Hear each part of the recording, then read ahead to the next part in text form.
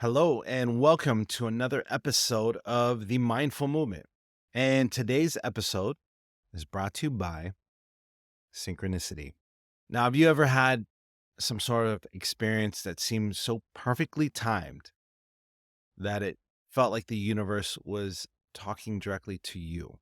Like some sort of chance encounter, some random song, maybe a number that keeps coming up, and that the currents of these things must have some deeper meaning. Today, we're going to dive into the fascinating world of synchronicity, those mysterious and meaningful coincidences that seem to defy explanation.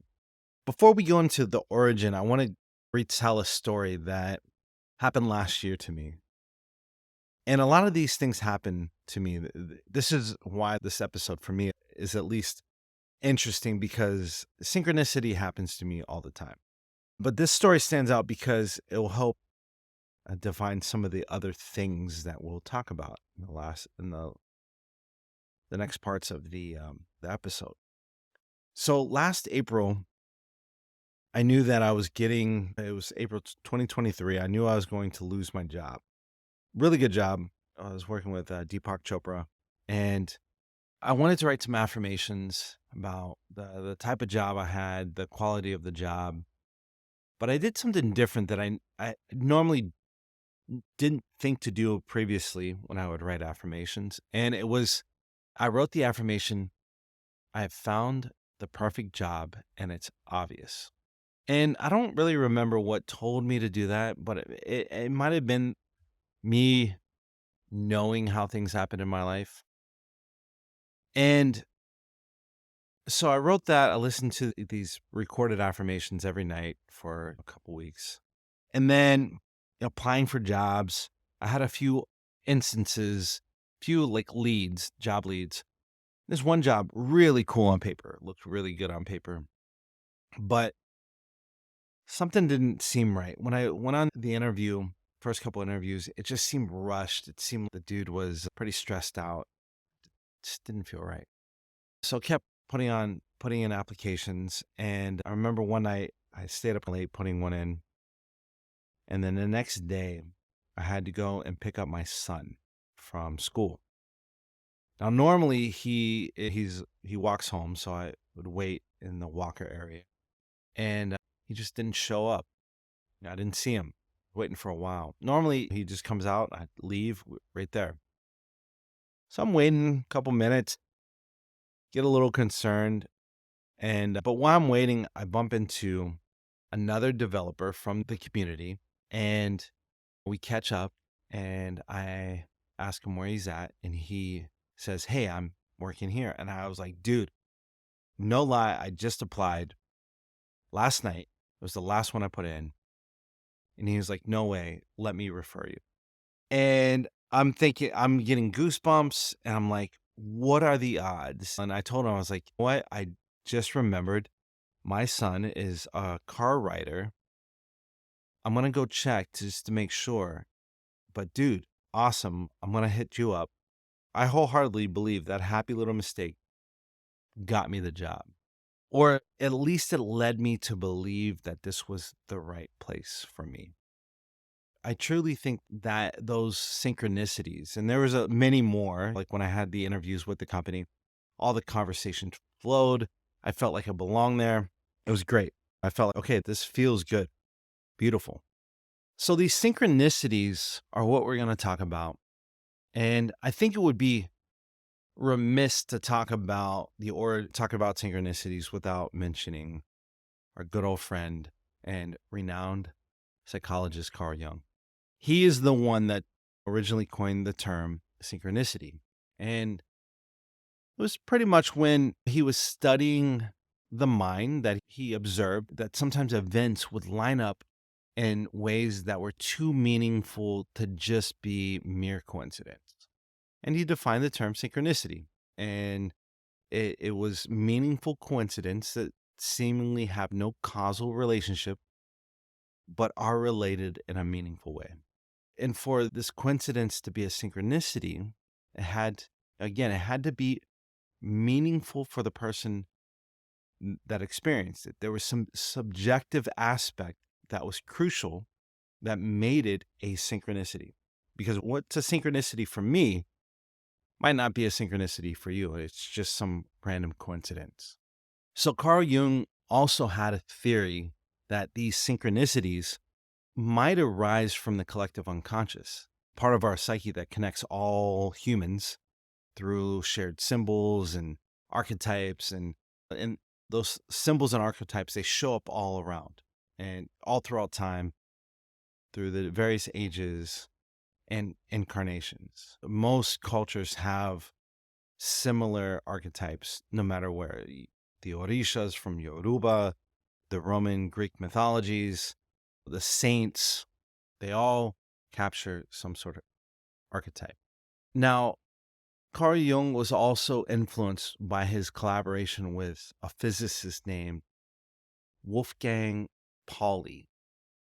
And Pauli shared an interest in the parallels between psychology and quantum physics. And that's interesting. We might get into that later. But they both explored how seemingly unrelated events could be connected through underlying principles such as these archetypes in the psyche or patterns within nature. Now, I think if anybody's studied psychology or synchronicity, you'll probably recount the famous story about the scarab beetle. And he talks about one session, a patient is recounting their story or her story of the scarab seeing a beetle in her dream. And lo and behold, as they're talking about that, what do you know? A beetle appears in the window during the session. And that moment, that coincidence had profoundly affected the patient, highlighting to her that dream and that event, there was some sort of meaningful connection between her inner and outer worlds. So that's the origin. Over time, though, synchronicity has taken on a different meaning, and it's been interpreted in different ways. When you look at like the new age spiritual communities, right? Those synchronicities are often signs from like the universe or higher power, God, your angels, your ascended masters, your higher self, and it guides us on some sort of spiritual journey. Books like the Celestine Prophecy, James Redfield, great book. I read that a long time ago. It took me a long time to get to it, but it was definitely a fun read. And there's also a movie you can find it on YouTube, The Celestine Prophecy, and it highlights how these meaningful coincidences can lead to profound personal or spiritual growth. And the main character of the Celestine Prophecy, the whole journey is like these gleaming, sparkling signs that lead him down a path to gain deeper insight, and they're called the insights, understanding different dimensions, spiritual dimensions. And it's fun. It's fun to see the world in that lens, that the universe or some higher power is calling you and it's speaking to you somehow that you can see it. Another way within that same realm is the New Thought movement, right? We talked about that. And in manifestation, law of attraction type of things, right? These synchronicities can be a result of manifesting your desires or setting intentions through positive thinking and alignment with the universal energies. And that's very much in line with more how I see it as well. That's why I tried to put this intention to create this future where these synchronicities or serendipitous encounters, these unexplainable experiences would happen. So manifestation is definitely, at least for me, more of a causal, and rather than Carl Jung's version of it, synchronicities being a result of what it is that you're trying to manifest, and those synchronicities take you there. Very similar to the Celestine Prophecy version of it. Now, from a scientific standpoint, because there's some analytical, very scientific beliefs in it, a lot of these skeptics argue that synchronicities are just probability and humans' ability or humans' nature to recognize patterns. Our brains are wired to find meanings and patterns, especially in random events. And that can lead to the perception of the definitions of synchronicity that we talked about. There's some cognitive biases like confirmation bias, where we'll pay more attention to things that confirm what we believe. And that definitely is a different school of thought. And there's been plenty of statistical analysis that show that we perceive or we can perceive extraordinary coincidences, but they're actually just pretty common things when you think of all the things that you encounter in daily life. But there's some reason to that. We'll look into that, especially from the scientific aspect. There's some neurological and physiological things that come into play. Now, philosophers and existentialists, they might see synchronicities as part of our quest to find meaning in a chaotic world. They can offer us a sense of meaningful purpose and connection or help us navigate our lives. It's pretty similar to like the spiritual aspect, but it's driven by us rather than a higher force or an external force. And then we have various cultures and their interpretation of synchronicity. For example, China has this concept, wu wei, or effortless action. And that suggests that when we're in harmony with the Tao, or the natural order of things, life flows more smoothly. And meaningful coincidences are going to happen more frequently, aligning with the universal laws. It's interesting. These things all kind of swirl around. They all kind of connect. But how do we as humans, how do we actually notice these things? What's going on? There has to be some sort of explainable way why we see these things. And this is actually where the reticular activating system comes in, or the RAS. And what the reticular activating system is a group of neurons in the brainstem that filter sensory information. And it decides for us what we pay attention to. Now, when we focus on certain thoughts or on emotions, the RAS will make related information more noticeable.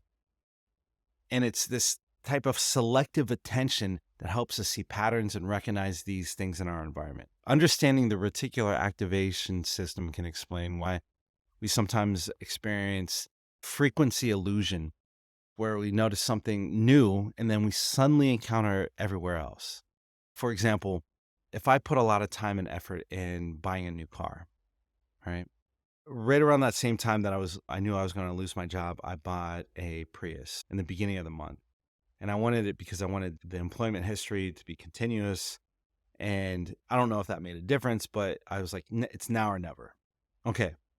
So I bought the car and it was a Prius. And guess what? I started noticing every Prius on the road, every Prius. And it's because now I have a Prius. Now it's meaningful to me. And so the reticular activating system has primed my subconscious that all of these bits of information, like we can't pay attention to all of it. But that bit of information, for some reason, is now important to me and I'm going to see it. So the RAS, it also plays a role in our emotional responses. Events that are more emotionally charged are more likely to capture our attention, right? So if we have some sort of emotionally charged thought or emotion or intention that's going on, it's going to lead to a heightened awareness of things that resonate with that. Sometimes they're subconscious. It's fun when you really start looking at the reticular activating system and how it works. And it, again, just like the car, right? Just like the Prius showing up everywhere else, and the reticular activation system, understanding how it works can definitely explain why some of these synchronicities tend to happen. Now, what if you're like, hey, the synchronicity stuff sounds cool. How can I get more into my life? I think there's 5 things you can do. There's a lot of things you can do, but systematically, I think there's a few things. First, practicing mindfulness. And mindfulness is different from meditation. Meditation is a mindfulness practice, but mindfulness is something you can do at all times. Paying attention to your thoughts and your surroundings, being aware, being present in the moment, that can help you see new signs. Journaling, again, like I mentioned before in the last episode, writing things down, going back, instead of asking why, just look for correlations, look for commonalities, and see if there's any meaningful coincidences. Actually, there's a book done by a friend of mine. I actually worked with her, Sasha. She basically created this book called A Knowing, and it helps you basically catalog different events or happenings, and you start seeing patterns emerge, and it actually becomes predictive. So when you write down your own experiences and your thoughts regularly, you can become more attuned to those connections that may otherwise go unnoticed. So while we're talking about mindfulness, we can talk about meditation. Meditation will definitely help. One, in the awareness, but also two, just helping you clear out the mental clutter. When you can silence the mind or create space for new things to come in, these new insights and these new connections will start emerging naturally. And it also enhances our ability to stay present, which we need for mindfulness. And that's 100% crucial in noticing these synchronicities as they occur. The next thing is to set clear intentions. Again, that's exactly what I did in the story that I gave in the very beginning. So when you focus on a specific goal or desire, the reticular activating system is going to be more likely to highlight the things that your subconscious relates to those things, those opportunities, those connections, right? Visualization, like a vision board or just mentally visualizing, rehearsing things mentally, can be extremely powerful.